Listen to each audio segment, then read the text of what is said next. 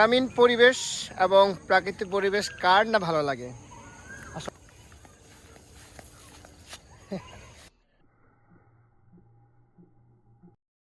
Hello everyone, সবাইকে অনেক blogs পক্ষ থেকে স্বাগত জানাচ্ছি। আজকে আমি একটা গ্রামীণ পরিবেশে আছি।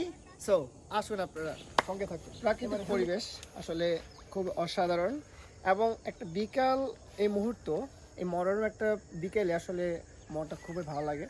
সো আজকে আমি আছি একটা ধানের ক্ষেতে এবং বিশাল এক ধানের ক্ষেত। সো আসলে এই বিকাল টাইমের গুলা এরকম ঘুরতে পারা আসলে খুবই আনন্দ লাগে এবং একটা রিফ্রেশ লাগে। এবং আসলে এই ধান ক্ষেত কত সুন্দর আপনারা দেখতে পাচ্ছেন চারিদিকে। এবং শহরাঞ্চলে আমরা বসবাস করছি, আমরা গাড়ি এবং বিল্ডিং, মানুষ দেখতে দেখতে বেহুশ। এবং যদি এরকম বিশাল একটা সবুজ প্রকৃতির মাঝে যদি আপনি এবং চারিদিকে বক উঠতেছে এবং আশেপাশে কত সুন্দর প্রকৃতি এবং সবুজ গাছ, গাইস এক কথায় মনোমুগ্ধকর। এবং আপনার হৃদয়ে সবুজ মুগ্ধকর হোক এবং আপনার হৃদয়ে আপনার মন, আপনার সব কিছু এই সবুজ গাছের মতো জীবন গড়ে উঠুক এই কামনা করছি। এবং আরেকটিবার এই গ্রামীণ পরিবেশে সবাইকে স্বাগতম জানাচ্ছি। গ্রামীণ পরিবেশ এবং প্রাকৃতিক পরিবেশ কার না ভালো লাগে।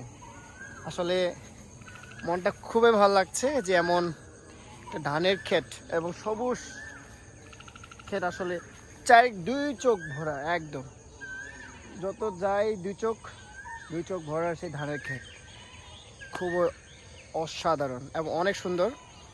সচরাচর আমরা যারা আসলে শহরাঞ্চলে থাকি আমরা এরকম ধানের ক্ষেত খুব কম আমরা দেখতে পাই, কিন্তু আমি আপনাদেরকে দেখানোর জন্য আজকে হাজির হয়েছি। সো অনিল ব্লগস পেজের সঙ্গে থাকবেন, তাহলে এরকম গ্রামীণ পরিবেশ এবং শহরাঞ্চলের বিভিন্ন বিষয়, বিভিন্ন কন্টেন্ট আমি আপনাদের দেখাতে চাই। সো অনেক ব্লগ সঙ্গে থাকবেন। সবাইকে অনেক অনেক ধন্যবাদ। এবং আজকে আবারও এই বিকাল সময়, এই মুহূর্ত আপনাদেরকে শুভেচ্ছা জানাচ্ছি। আমি অনিল ব্লগস। মূলত আসলে আমরা এই সবুজ ধান খেতে এইদিকে তো আসলো না রে, বক দেখাতে চাইলাম, বক তো উড়ে গেল। আমরা বিকেল টাইমগুলোতে আসলে এই বক পাখি এবং এই ধান ক্ষেত এবং সবুজ প্রকৃতি দেখার জন্য মূলত আসা। আসলে আমরা খুবই ভালো লাগে যে এরকম সবুজ প্রকৃতির ধান ক্ষেতগুলো দেখতে অনেক ভালো লাগে, মনটা একটা রিফ্রেশ লাগে। আমরা লুকে লুকে সেই বক পাখি দেখছি।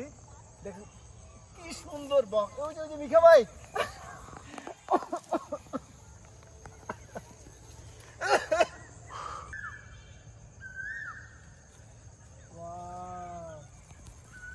ভালো লাগে আসলে। আর নাই ব্রো আছে। আসেন, সবাই ভালো থাকবেন, সুস্থ থাকবেন, সবাইকে অনেক ধন্যবাদ।